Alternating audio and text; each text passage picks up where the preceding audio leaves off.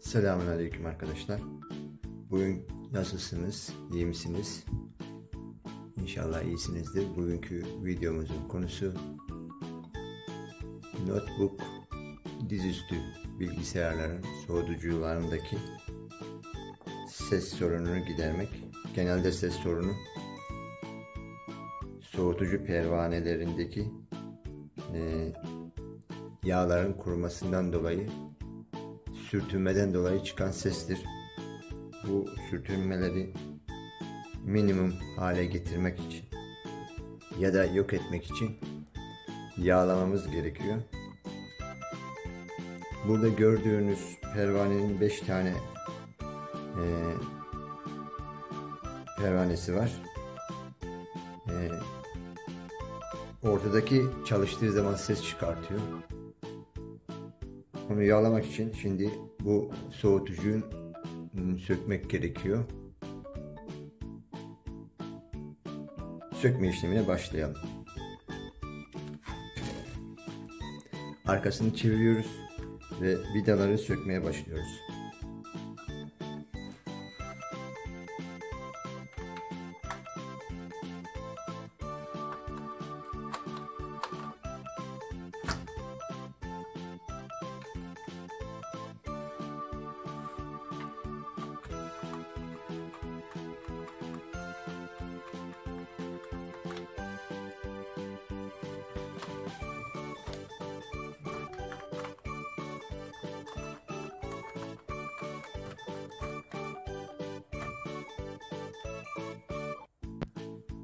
Bütün vidaları söktükten sonra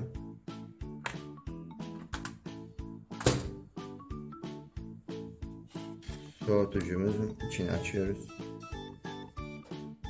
ve ses çıkaran pervaneye ulaşıyoruz. Burada ses çıkaran pervane ortadaki pervane olduğu için bakacağız içerisinde nereye çatıyor.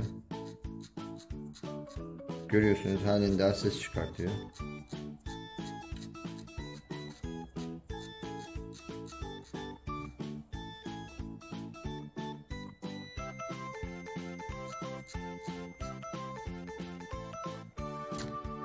Elimle döndürdüğüm zaman bile ses çıkartıyor.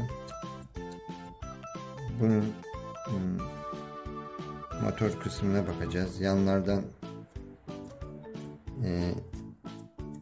yalpalama yapıyor mu? Ona dikkat edeceğiz. Şimdi bunu hem önden hem arkadan yağ konuluyor. Bunun normalde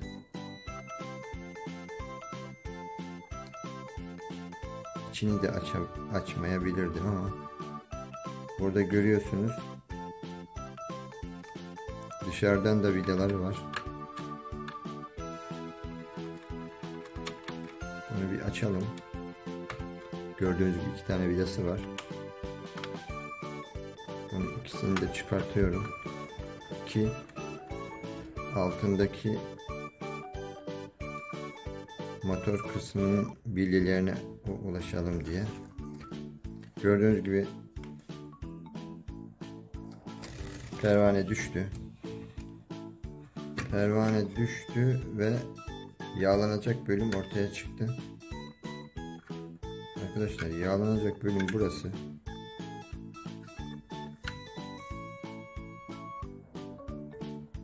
Bu bölmeyi açıyoruz.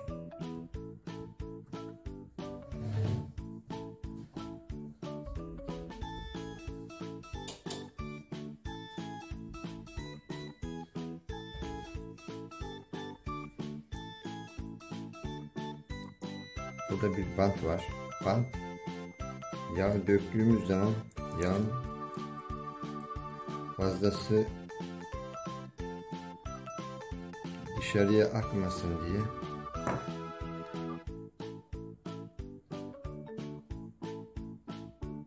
konulan bir önlem. Burada yağ görüyorsunuz. Bayağı makine yağı bu. İnce bir yağ olması daha iyi olur.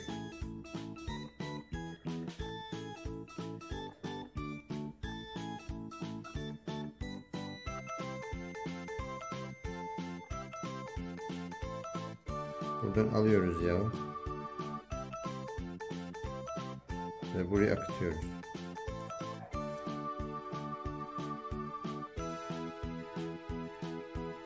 Tornavidanın ucuyla azar azar yedire yedire akıtıyoruz.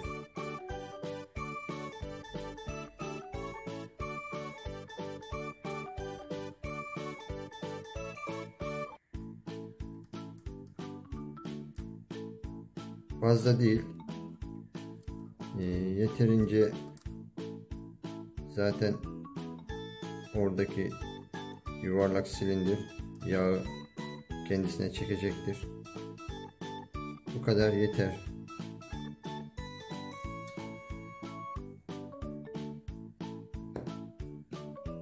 Şimdi yine bantı kapatıyoruz.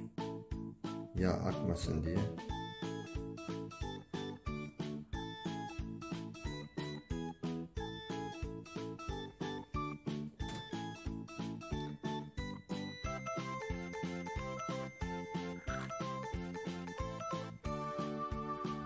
Vida yerlerine uygun şekilde yerleştiriyoruz.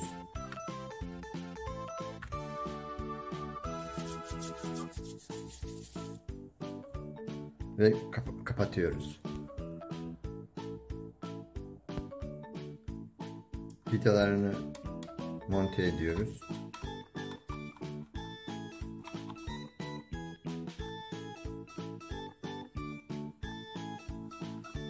Kağıt bölmeyi kapatıyoruz.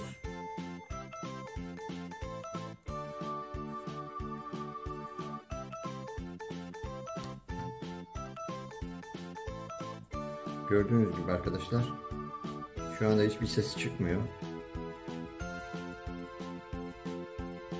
Bunu genelde, bu yağlama işlemini genelde bir zamanı yok. Ne zamanki ses çıkarır, sürtünme sesi gelir. O zaman yine içini açıp yağlamamız gerekecek. Bugünkü videomuz bu kadardı. Bir dahaki videolarda görüşmek üzere. Şimdilik hoşça kalın. Arkadaşlar, kanalıma abone olmayı, beğenide bulunmayı, yorumlarda yorum yazmayı unutmayınız. Tekrar görüşmek üzere. Hoşça kalın. İyi günler.